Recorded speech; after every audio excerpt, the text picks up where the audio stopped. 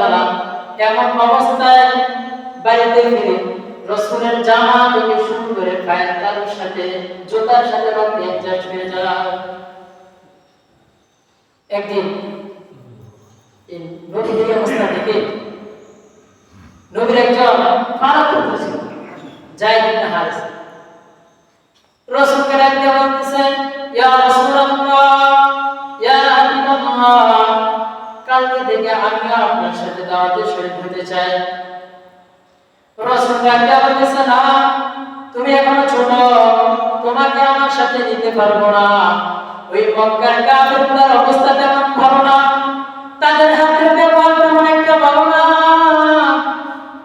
তারা মানুষদেরকে বাচ্চাদেরকে নিয়ে দেয় আমাকে পাথর মারার জন্য। তোমাকে নেওয়া যাবে না, তারা তোমাকে চিনবে না, কে ছোট কে বড় এটা মানবে না, তারা তোমাকেও পাথর নিক্ষেপ করবে। আমি থাকতে পারবো না, আমি আপনার সাথে যাব, আমি আপনার সাথে যাব। রাসূল নিয়ে গেলেন, তায়েফের ময়দানে চলে যায়।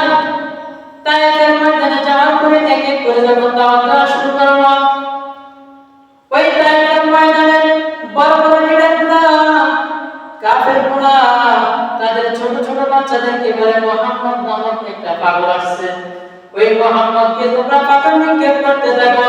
ওই বাচ্চাগুলো শুনে না, এই যে নবী মুহাম্মদ যাকে সৃষ্টি না করলে এই পুরা পৃথিবী সৃষ্টি হতো না। রাসূল এমন একজন রাসূল, যে রাসূলের সৃষ্টি না করতো তাহলে এই পুরা পৃথিবী কি হতো না।